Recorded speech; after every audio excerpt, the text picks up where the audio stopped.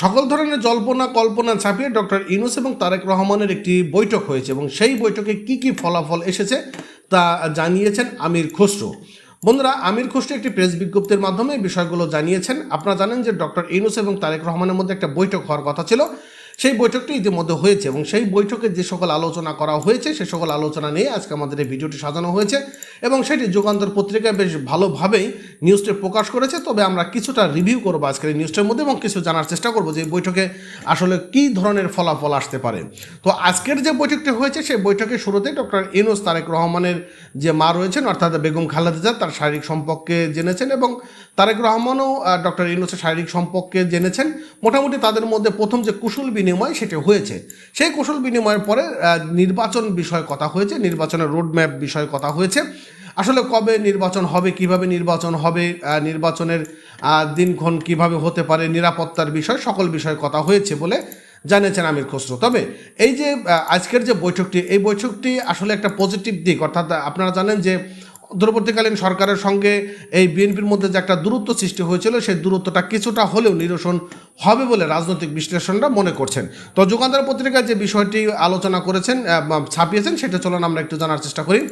বলেছে যে অন্তর্বর্তীকালীন সরকারের প্রধান উপদেষ্টা ডক্টর মোহাম্মদ ইউনূসের সঙ্গে বিএনপির ভারপ্রাপ্ত চেয়ারম্যান তারেক রহমানের বৈঠক শুরু হয়েছে এবং গুরুত্বপূর্ণ এই বৈঠকে অংশ নিতে শুক্রবার বাংলাদেশের সময় দুপুর 2টার দিকে লন্ডনের ডরচেস্টার হোটেলে পৌঁছান তারেক রহমান এবং সেখানে তারেক রহমানকে স্বাগত জানান প্রধান উপদেষ্টা ডক্টর মোহাম্মদ ইউনূসের প্রেস সচিব শফিকুল আলম এবং নিরাপত্তা বিষয়ক খলিলুর রহমান।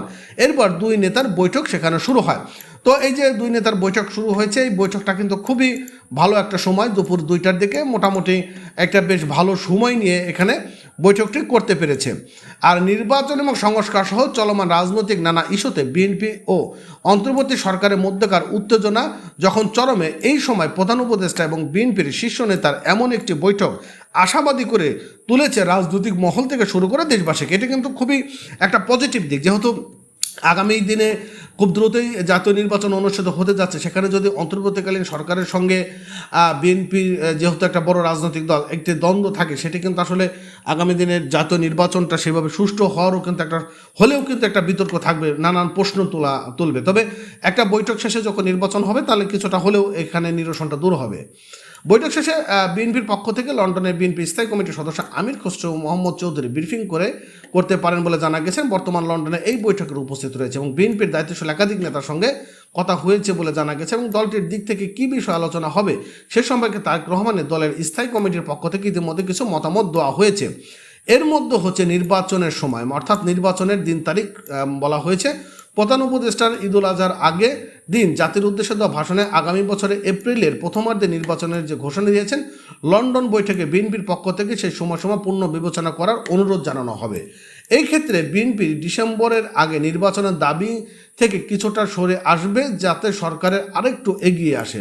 বিএনপি মনে করেন যে এপ্রিল মাসে ভোটের জন্য উপযোগী সময় নয়, কারণ আর এই সময় প্রচণ্ড গরম আবহাওয়া থাকে, ঝড় বৃষ্টির আশঙ্কা থাকে। তার আগে রোজা এবং ঈদ উল ফিতর, এই সময় নানান ধরনের অনেক কিছুই সেখানে কিন্তু থাকে। তো ঘটনাপ্রবাহের মধ্যে যে বৈঠক হয়েছে সেটার মধ্যে সালাম জানানো হয়েছে বা তাদের মধ্যে অনেক ধরনের যে বিষয়গুলো রয়েছে সেখানে একটা বিস্তারিত দিয়ে দেওয়া হয়েছে। তো যাই হোক, এই ছিল আজকের মতন আপডেট এবং পরবর্তী আপডেট পেতে অবশ্যই চ্যানেলটি সাবস্ক্রাইব করে রাখবেন, পেজটি ফলো দিয়ে সঙ্গে রাখবেন। ধন্যবাদ এতক্ষণ সঙ্গে থাকার জন্য।